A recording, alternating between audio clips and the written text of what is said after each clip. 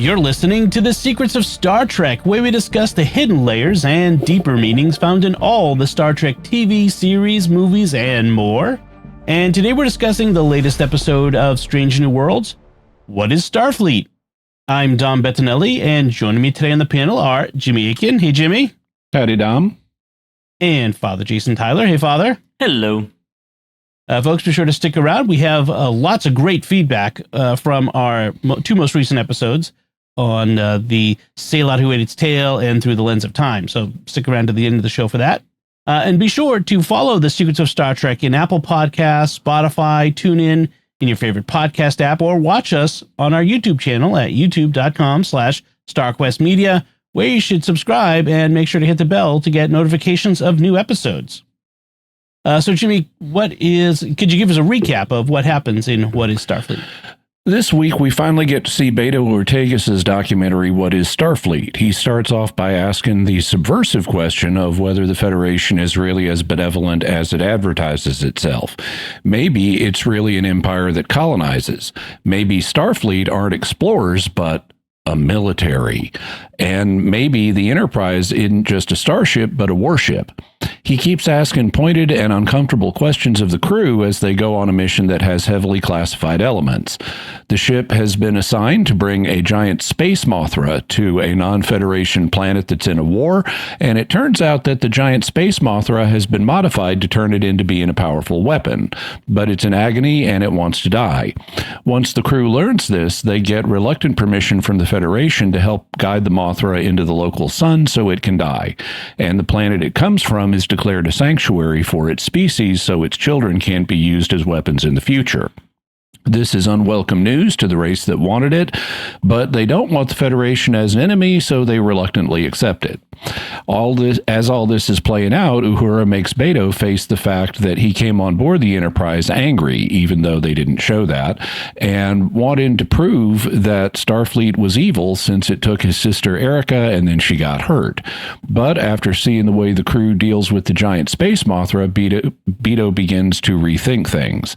And as he starts getting to know the crew better with the chip now firmly off his shoulder, he concludes that maybe Starfleet isn't so bad. The end. All right. Father, what'd you think of this one? Not bad. Not spectacular, but not bad. I always kind of like seeing, what the non-Starfleet part of the Federation is doing or thinking, because we don't see that very often. I'm always a little curious on that. And we get sort of a taste of that, or at least a taste of what would be presented in that way through this documentary. At the same time, it's a little tough to follow in the sense of not being our regular format, not being our regular way of moving through a particular story. But, not bad. Jimmy, how about you? Yeah, I also thought it was not bad. It had some really nice things about it. It had some things that I didn't think quite fit together perfectly. I think actually, and I saw someone else on YouTube make this point, this would have been a better episode if it hadn't been a documentary, if we just focused on the giant space Mothra. Right. So the documentary element didn't add a lot here. On the other hand, I liked that they were experimenting with the documentary format. I thought that, I appreciated some of the choices they made. I have to say, I saw one YouTube review channel that said, we don't know when this was written, so we don't know if this is a conscious reference to some real world thing, but I don't know what that real world thing is. And frankly, I don't want to know, because I'm just taking the story on its own terms and without it being clouded by other stuff. But what I thought was interesting was that they do right out the gate start raising questions about the Federation that are uncomfortable, because there have been people who have tried to apply some thought to those old scientist episodes and say, hey, wait a minute, the Federation looks like it may not be all it's cracked up to be. It may be a colonizer, and it may be stripping lesser worlds for resources and stuff like that. At least there are things that you could plausibly read that way. And so it was interesting knowing the liberal bent in Hollywood write-in to see not just that they were asking those questions. I thought that was good, but then they were allowing that perspective to be challenged. And so I thought there was a nice balance. And then they took it further and allowed Beto's own perspective to be challenged about, hey, you came in here with a big chip on your shoulder. Now, I don't think they really set that up in previous episodes. I think they should have done a better job with that, if that's the direction they're going to go in the documentary. They also didn't include any footage from previous Beto episodes, which I thought was a mistake. But so I thought it was imperfect, but I like the fact that Uhura challenges Beto and says, hey, you came in here with something to prove, you need to rethink this. And then he does. And I could see that as a documentary choice. Now, I've seen some reviewers say, oh, no one would make a documentary like that. And I disagree. I've seen a lot of documentaries and mockumentaries, for that matter, where they do start in one direction and then allow themselves to be challenged. And so I thought that was a legitimate documentarian choice. So where I thought it was weak was on the back end of that reevaluation. They have a dinner party, and that changes his mind somehow. And Uhura gets the closing line, which is, we make Starfleet what it is, not the other way around. And it's like, yeah, that doesn't do much for me. So I thought the reevaluation side of this was weak. I think I probably could have written it better, but so I thought it had good elements that I appreciated and enjoyed. Overall, I was positive, but I thought it didn't all hang together as well as it could have. For my part, I agree. I liked it okay. It wasn't the best. It wasn't bad by any means. But I like that they tried something new with the format, the documentary format, and it gives constraints, and constraints can make for good storytelling. You can't just have like, they never broke from the footage, whether it's security footage or his drone thingy. So you had to live with whatever footage you could get through those means.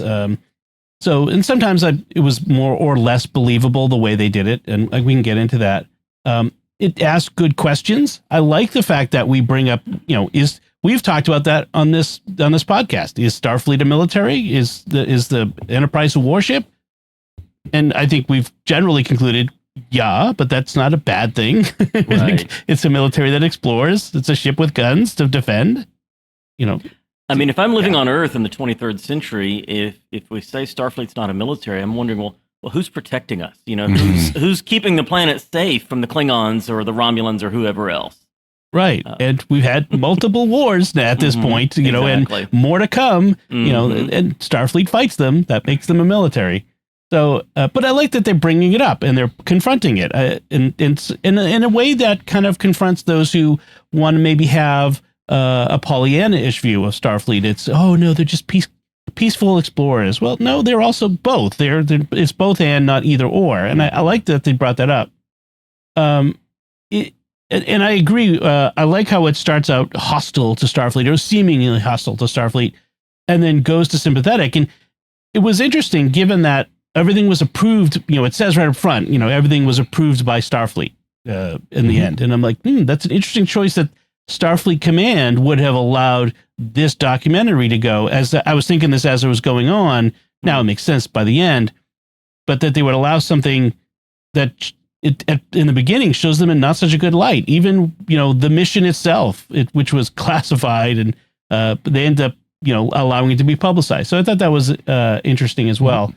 And that I liked how in the framing of at the beginning of elements that would come out in the episode, the things Pike might say, the things that Number One might say, seemed very bad, like, as in aggressive, but it shows that when you put it into its context, which is an important thing that people, as for media literacy in general, what's the context? Oh, it changes everything. and now it's not so bad. So I liked those elements. I didn't love that the reason for Beto's hostility toward Starfleet was his personal feelings about his sister enlisting or going into or Starfleet. getting hurt. Yeah. Mhm. Yeah.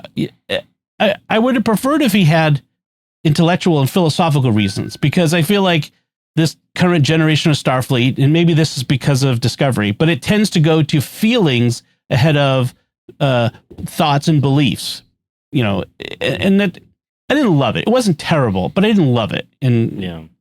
so, and like you said, Jimmy, they didn't support it with anything that came prior. Yeah. Now, one thing I thought I'd point out is this approach, even though they do it in a different way here, is not unique to Strange New Worlds. There have been other sci-fi shows that have used documentary format for things. Babylon 5 did it twice. Yeah. In seasons 2 and 4. And they actually did it consciously as a jumping on point for new listeners or for new viewers, by kind of having these documentaries that would summarize what's going on in this series as a way to let new viewers get on board. Even though the documentaries also, especially the second one, were both hit pieces. And they start with, and we even see we see them filming the documentaries, and then we get to see the documentary in a single episode. And they start not being so hostile, but then when you see it, it's just this was a total hit piece, Right. And Battlestar Galactica had something similar where they intermixed a documentary with the filming of it. And it turns out the documentarian was a Cylon that nobody had known about before. It was Lucy Lawless as Deanna Beers. And even Lower Decks had a documentary episode where context was very important to Mariner's statements about her mother. And so we've seen this kind of thing before. And normally, whenever we see a documentary on a show like this, it's not a straight documentary. There's a subversive element. And I liked seeing them reveal the subversion right out the gate in this. Beto starts with the question, is the Federation an empire? And is Starfleet, a conqueror? And is the Enterprise a warship? He starts with those questions. And then the question is, what are they going to do with that subversive element? It's kind of the reverse of Babylon 5, where they started knowing there's a risk here, but then they weren't sure, is it going to be a total hit piece? And then it's a total hit piece. The end. Here, we start with this is something like a hit piece, and then we back off and try to reverse the perspective to maybe Starfleet is not so bad. So I was just interested from a history of science fiction perspective, a history of TV science fiction perspective of how are they going to handle this. And I thought it was interesting. I thought they didn't betray any fundamental principles. I thought they did something interesting with it. You did mention one that I think might be the best version of this, from my opinion, which was Stargate, when they did the two-parter Heroes, where they had a documentary filmmaker making a documentary. Now, it wasn't... And they killed Dr. What's-Her-Name, and it's like, come on, she was great. Don't kill her. Well, if you're going to... the sacrifice made it real, and I like that they had a real sacrifice in that. I liked her too, but yeah... but that was another excellent use of the format, using the documentary format and the hostility toward him, and his explanation, the documentarian's explanation of why what he does is important, and it changes everything at the end. And I like that here as well, because it is important to have this outside view into Starfleet, because we're always getting the Starfleet view of things. So how about an outsider's view of Starfleet, and how their exposure to Starfleet affects how they view it? So I like that approach. The question at the beginning about what's the difference between a federation and an An empire? Empire. Yeah. empire. Sorry, I wrote down enterprise in my notes. I meant empire. which is an interesting question given the mirror universe aspects of things. And we know how an Imperial Federation, Federation Imperial Starfleet would be, because we've seen it many times. And so it's interesting that would come up. I did like that juxtaposition. The Federation is not an empire, and this is why. By the way, Spock tells a story about running away. Was that the same as the story from the animated series? That's a different one, right? It's a different story. Apparently, he ran away to the desert more than once as a child. Okay. Yeah, it's funny that they would do that. That's in the animated series episode Yesteryear. Yes. The writers for this, there's two writers. One of them hasn't written for Star Trek before. The other one, Catherine Lynn, is the script supervisor. So she probably did a rewrite on this episode. That's usually what a big rewrite. But she used to work on Lower Decks, which I think is an interesting. She's a comedian who worked on Lower Decks, Catherine Lynn. And I think that's a very interesting perspective to come into Strange New Worlds with. So I'm curious to see what else she does on the show. That'll be interesting to see. We learned some things about everybody too. Oh, go ahead. You're gonna add. Well, I was just going to say one thing I was interested in was it's not just a space whale this time. And it's a space whale Mothra, and because it lives in the ocean, and at least in some phase of its life cycle, and then it becomes an outer space creature. And we've seen space whales before now. We've seen them several times in recent years. And I guess there's a native tendency to try to make outer space creatures like whales, big, hulking things. And this needs to be big and threatening.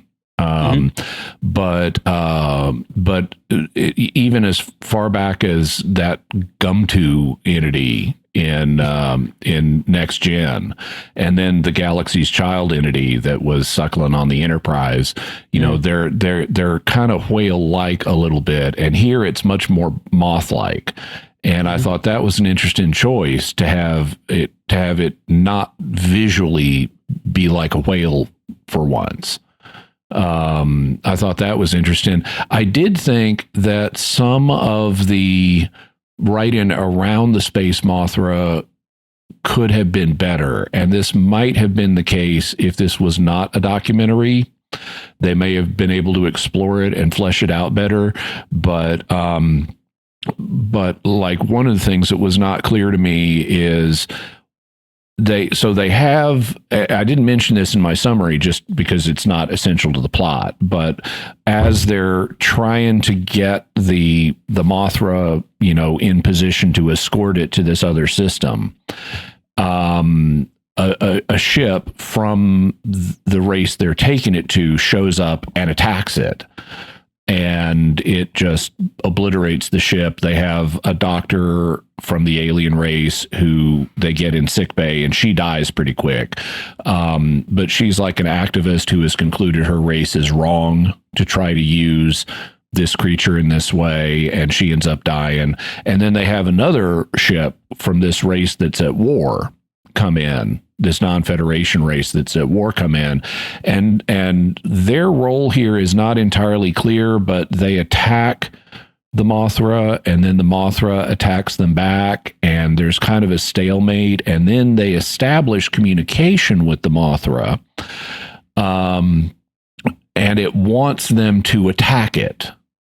And it spells out a plan of, okay, you attack me, I'm going to let this other ship go, and then I want you to pilot me into the sun so I can die. And I'm going, why can't you just pilot yourself into the sun? Why do you need to be attacked in order to let go of this other ship?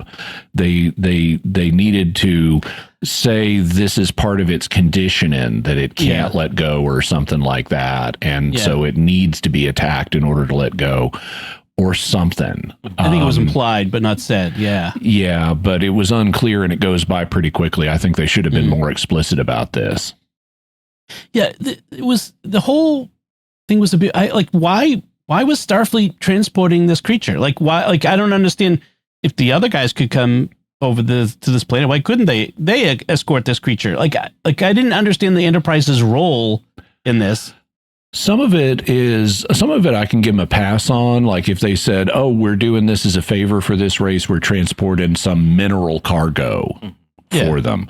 You know, I could understand it's logistics, or this ship has, you know, we got the right size ship to do it, or, you know, something like that. But they didn't explore that. That's another thing that I think they could have explored. Also, they're trying to, at the beginning, play up the classified nature of this. Mm-hmm. So almost everything is on a need to know basis, and most of the crew, and certainly Beto, does not have a need to know. Yeah, most of what's going on. So that's kind of an excuse for not spelling things out. But if this had just been an episode about the Space Mothra, then they could have explained a lot more of this. Yeah. They did say something. The race is the Lutani, and they did say that they tended to be friendly to the Klingons. So this was like a political maneuver to get in their good graces, I guess, or something like that. But again, that goes by pretty quick because, frankly, the Jakaru, that's the Space Mothra, is not the main point of the episode. It's just the premise on which we can have this documentary that analyzes Starfleet's motivations. I wanted to kind of mention, I talked about Spock telling the story about his childhood. We do see more about some of the other crew. We know that Ortegas is basically rebuilding a motorcycle in her quarters, which reminds me of somebody else doing something like that. Michael Garibaldi on Babylon 5 which Lanier helps him with and replaces its gasoline engine with a Minbari crystalline power pack. That's right. He does it for him. It's like, no, you missed the point. Which also caused some friction behind the scenes. There's a scene in that where we cut to Lanier working on the engine or working on the motorcycle, and he's chanting over it. And the script just said Lanier is chanting, but it didn't say what he's chanting. And so Bill Mumy, who plays Lanier, decided to use the name of a band he was in, and so he's chanting Zabagabi, Zabagabi, and that's like his band was Zabagabi, and so that's like self-product placement, and Joe Michael Straczynski was unhappy about that, right. and so when Bill Mumy and Peter David then later created a 3-season space show for children called Space Cases on Nickelodeon. They had a whole episode where they were celebrating a holiday where the holiday greeting was Zabagabi, and so everyone's saying Zabagabi to everybody else. That's funny. Well, so Ortegas is rebuilding this motorcycle, presumably reprinting the parts as she goes. I'm not sure what she's going to do with it when she's done, but it's kind of fun. We get a little bit about Mbenga. We actually see his actual bits of his service record. It says on screen, he was a special forces soldier. He was, with classified missions, and we kind of inferred that from. Although he says he was like a field doctor or something. Yeah, and so like he's caught in a bit of a lie, and then he explicitly lies when Beto asks him, and I don't know how Beto would know to ask him this, but he says, "Have you ever scrubbed sickbay surveillance logs?" Yeah. And he says no, and that's a direct lie because he scrubbed them because of his daughter Rukia. Didn't he say, "I cannot recall"? Something like that. Yeah. I mean, it's still he can recall, and he's just trying to say something where he can't be caught in the lie later on, I suppose. Right. But that was one of the things I noted too. Is like, how does Beto know to ask that? He asks that about to Mbenga, which is a very specific sort of thing. He does also ask Pike. Oh, you got a Vespa in you or something? Yeah, yeah, exactly. A Vespa. Yeah. He asks Pike if he's ever refused an order, and Pike says it's classified. But at least that question is general enough that you can imagine he could have come up with that without inside information, so to speak. But that specific thing about scrubbing sickbay surveillance logs, that does make me wonder, why does he ask that? Where's he coming from there? Right. Well, why does he suspect Mbenga of anything? Like, Right. I mean, clearly he got access to information about Mbenga's past, to have the service record on the screen. So, Well, he has been on since before Shuttle to Kintari. Right. And so that could have raised questions. He started looking into Mbenga's background a little more. Yeah. yeah. It's also possible. Yeah. He asked every interviewee if they've ever scrubbed any surveillance logs, and all the others were just a flat no. And then Mbenga was the only one that gave this kind of different answer. I cannot recall. Like, oh, we're going to put that one in the video, and we'll edit all the others out. Mm-hmm. We see La'an, also action La'an, going, with training with her phaser, but talking about sometimes killing is necessary, sometimes even to fire first. And that's an interesting perspective. And she's a security chief. I can imagine Worf saying something similar. That's a secure and Reed from NXON. So it's not unusual to see that, but it is interesting to see that perspective. Like, hey, sometimes, we're not aggressors, but sometimes being a defender means even firing first, which is interesting to talk about. So we have this whole thing with the Jakaru. Uhura figures out it's trying to communicate because Spock had this telepathic moment on the bridge when it was attacking them, and they want to, and that's when they go out in the shuttle to go try to save it. Something Communicate with it. Yeah, they're trying to find an alternative way of resolving the situation besides just using force on the creature, because they realize that as part of the modifications, the alien race has put a device on it, which they eventually decide is the equivalent of a shock collar on a dog. And they're trying to find a way to resolve the situation with the Mothra besides just using force on it. And Uhura, being the communications officer, is a big fan of let's try to talk to this thing. And Spock is able to establish communication with it, but then it goes bad for Spock. And I like their solution here. Uhura proposes, look, Spock is from this telepathic race. He's too open to the mental power of this thing. Let's use me because I'm not so telepathic. And so it may not be able to overwhelm me in the way it could overwhelm Mr. Spock. And I like that as a solution. Yeah. Yeah. So speaking of Uhura, at one point in her conversations with Beto, she realizes he's using her in his documentary. And you'd think, the stereotypical response is she gets mad, storms out of the room, and wants nothing to do with him, and he has to win her back, whatever. But she doesn't actually go that way. She's clearly upset about it, but she still tries to show him the error of his ways with the way he's perceiving Starfleet in that. And there's a whole sequence where it's like he tries to emotionally manipulate her about her roommate. She says she was a loner. She didn't have a lot of friends, but she was closest to her roommate at Starfleet Academy. Elena Cho. Yeah. And says, hey, did you know she died on the Cayuga? Which would be like, that's just throwing it out there on her, because she was there when the Cayuga got destroyed, or soon enough, close enough in time and space, and didn't know. And that would be a shock to the system, I would think. And it's manipulative for him to do that. I like the way they play this out, because they show the two of them having this conversation, and he's like secreted his camera behind a backpack or something. And it's clear she doesn't know that she's being interviewed at this moment. And then she starts, because of the questions he's asking her, she starts to suspect, and she says, are you recording this?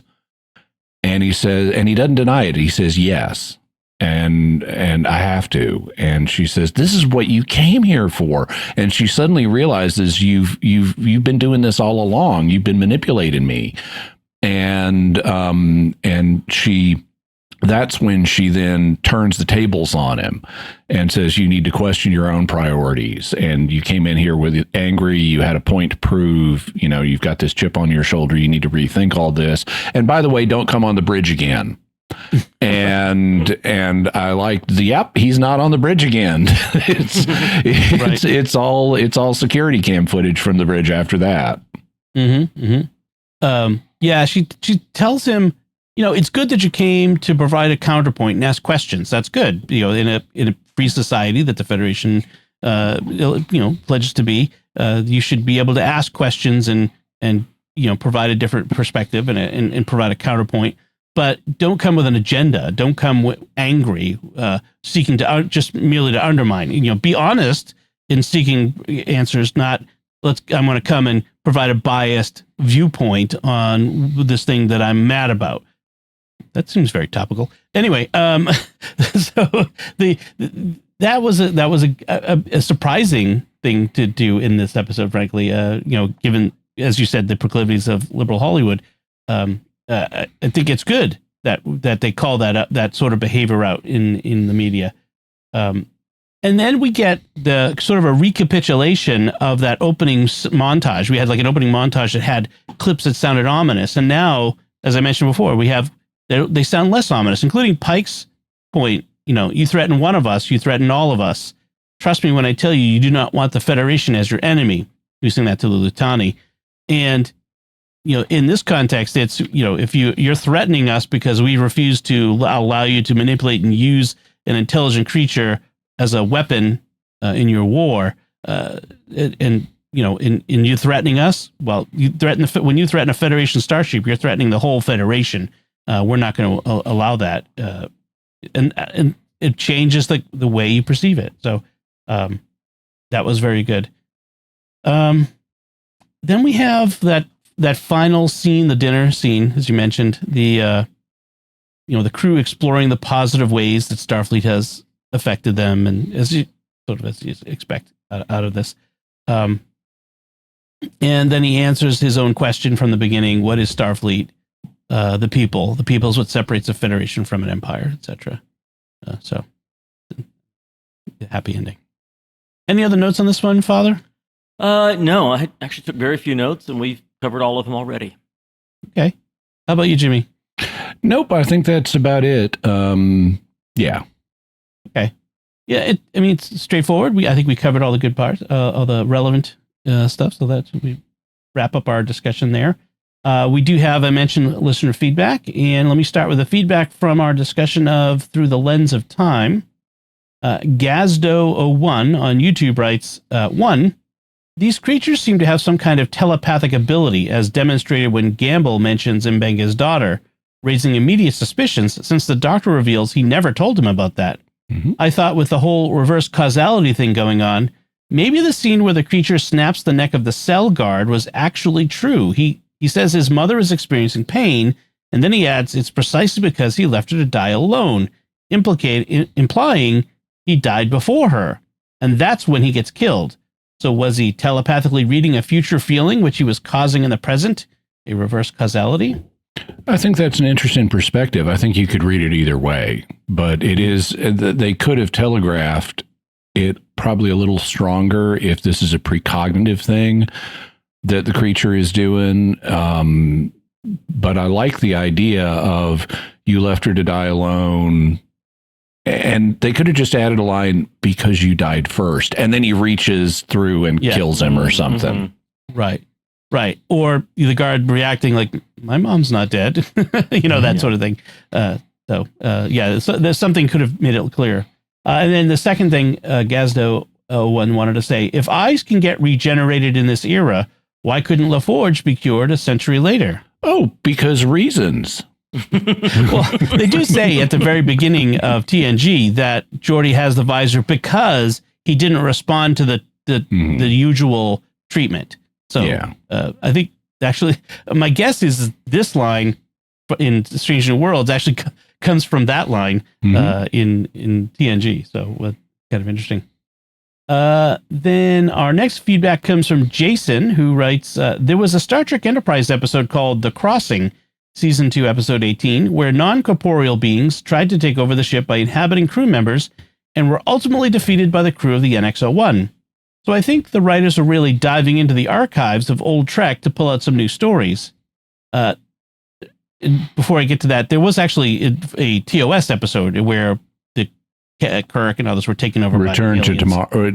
I want to say it's Return to Tomorrow, but I may have that wrong. That's the time travel episode. The one I'm thinking of is the one with Sargon and the big globe from the previous civilization and stuff like that, where you have 3 of the Enterprise crew get taken over by these ancient intellects. One of them is Sargon, one of them is Thalassa, and one of them is Loki, if I recall correctly, who takes over Spock. There's also an Enterprise episode where Organians are hopping bodies, and the Enterprise crew never even realizes it. Right. Then Jason continues, let's talk about Captain Patel and her face-off against Ensign Gamble. In your podcast, you stated there was something inside Captain Patel that made her attack the Vesda with a preternatural instinct. What I think happened was her biologically merged Gorn physiology took over. Maybe there's some underlying feud with the Gorn and the Vesda, but I don't agree with your conclusion that she was possessed by some otherworldly spirit hell-bent on destroying the Vesda. I think this was Captain Patel's Gorn side coming out in an attempt to save her ship and her crewmates. It's possible, but I don't know what she was possessed by, whether it was something from the Gorn or something else. I'm open to whatever the influence is, but it didn't come across as overly well. It didn't come. They didn't portray it as there was much thought involved. It's just, it's a Vesda, attack it. Yeah.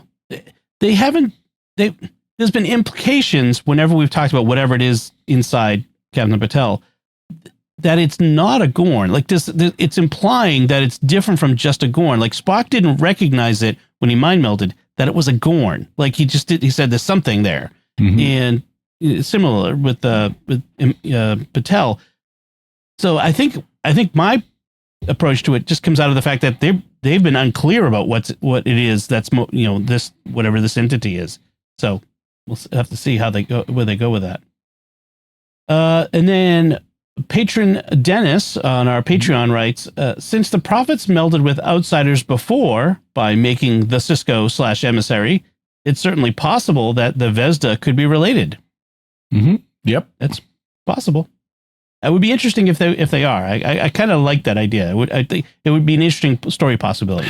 It's interesting because Star Trek seems to operate in at least 2 modes. There's the unconstrained mode, and then there's the let's explain things mode.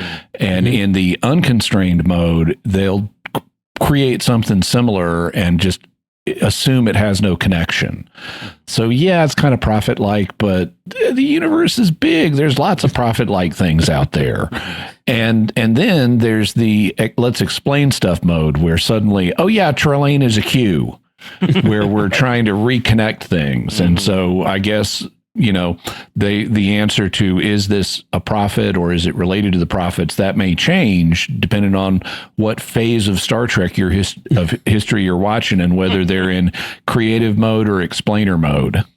Right. And then on our discussion of the Sailot who ate its tail, New Jersey Esperantis writes, a few comments. The way the giant metal teddy bear destroyed the planet and the way it was ultimately destroyed gave me Doomsday Machine vibes. Yeah. Ditto. Yeah. I've heard other people say that. Yeah. That's the TOS episode. Ditto in a lesser way that a small crew must use a very damaged ship in a decisive attack.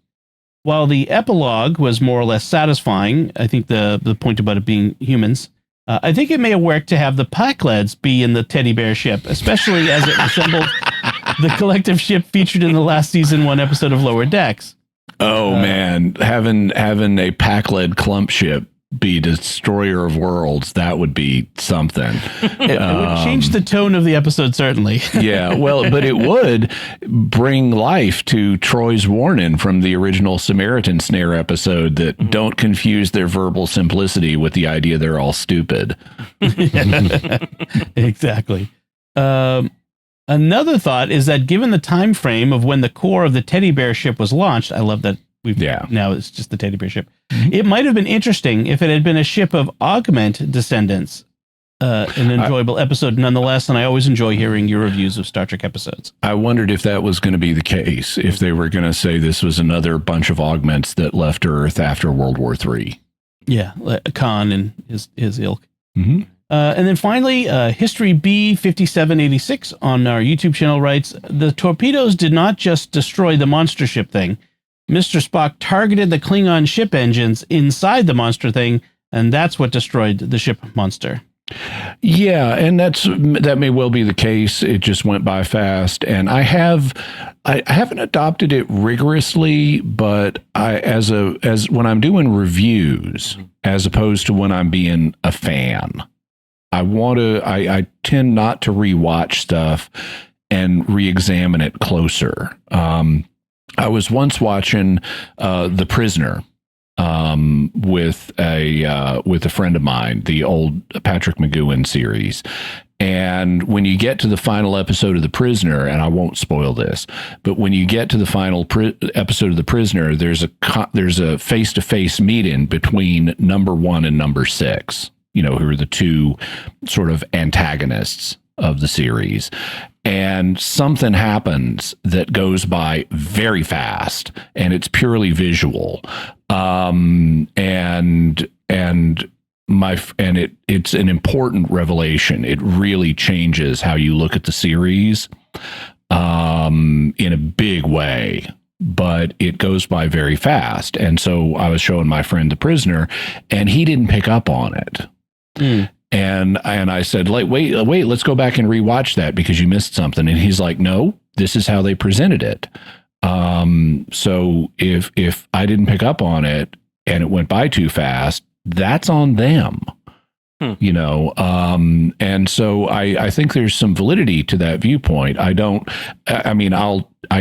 rewatch and reanalyze and slow it down and do all that kind of stuff when I'm operating as a fan.